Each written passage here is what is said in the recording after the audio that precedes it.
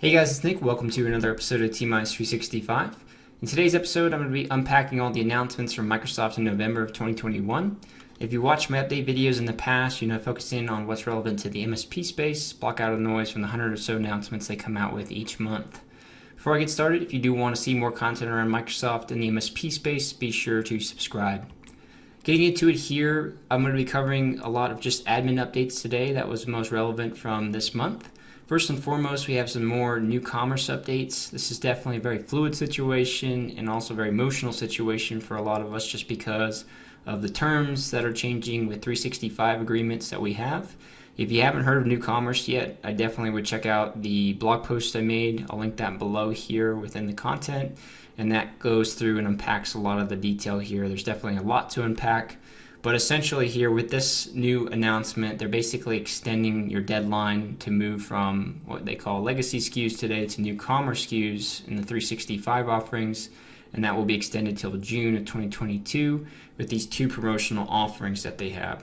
So the first one is giving you 5% off annual subscriptions in January through March of 2022, so incentivizing you to move over to those immediately. And then with monthlies, they're not going to be doing that 20% premium that will take effect in June.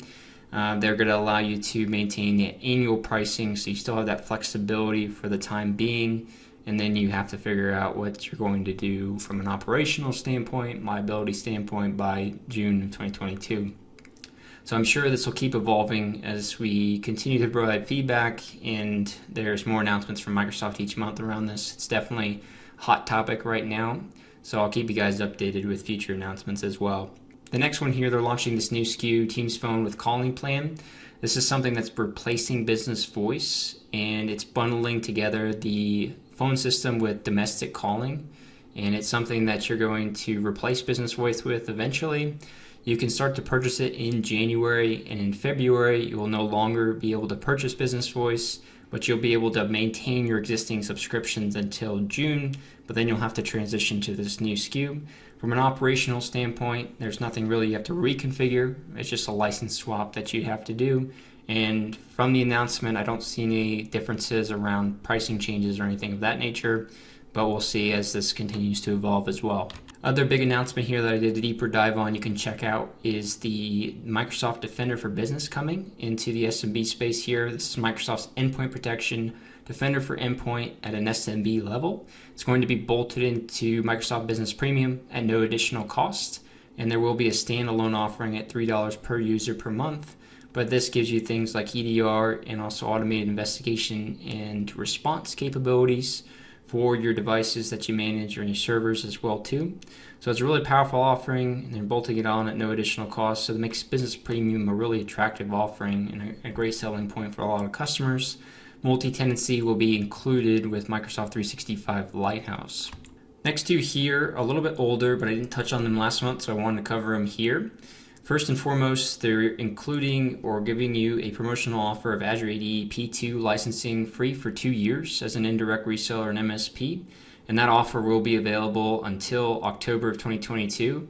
It's an offer that's direct with Microsoft, so you don't get it from your distributor, your CSP1 or anything like that. You can get it direct from Microsoft, and I'll link that below of how you get that. But essentially, if you're not familiar with P2, it includes a lot of heightened security features like privileged identity management for just-in-time, just enough access into customer tenants, things of that nature if you want to escalate your rights.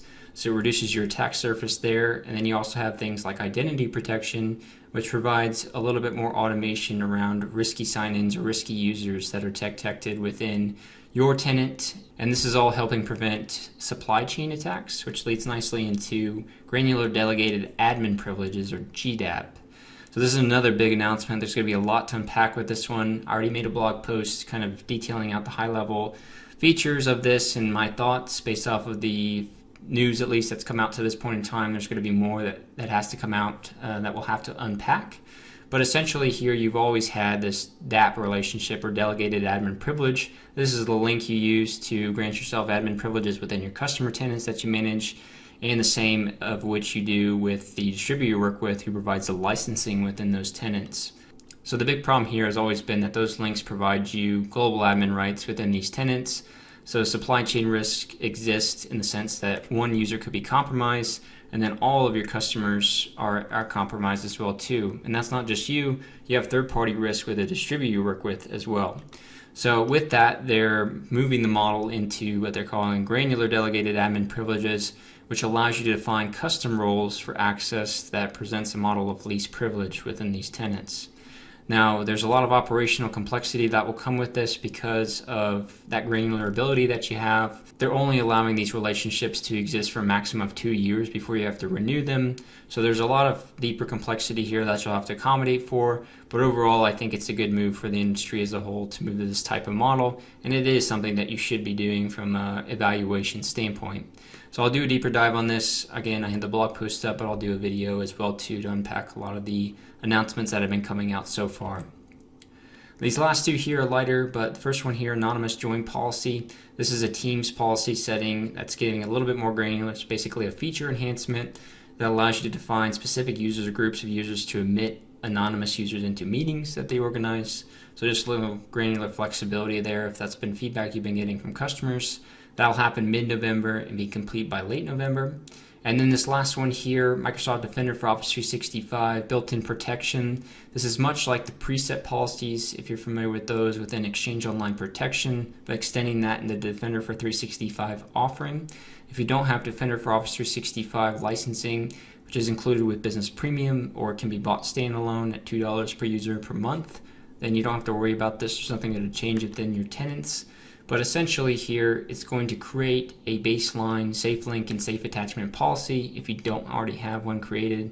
If you do already have one created, it's not going to take precedent. It's not going to affect existing policies you have in place. So all net new tenants that have this licensing or all existing tenants that don't have policies in place will have this set up by default. Again, I think it's a good move because they provide a lot of protection against phishing and malware within email as well. So with that, the timing on this one is mid-December and be complete by late January. So that's all the announcements I wanted to cover for you guys today. Again, check out my blog post below with more detail on all these and links to both my content, Microsoft's content, if you guys want to check out a little bit more information. Feel free to leave any questions or comments below. And like I mentioned earlier, like or subscribe if you want to see more content around Microsoft and the MSP space. Thanks, guys. Have a great day.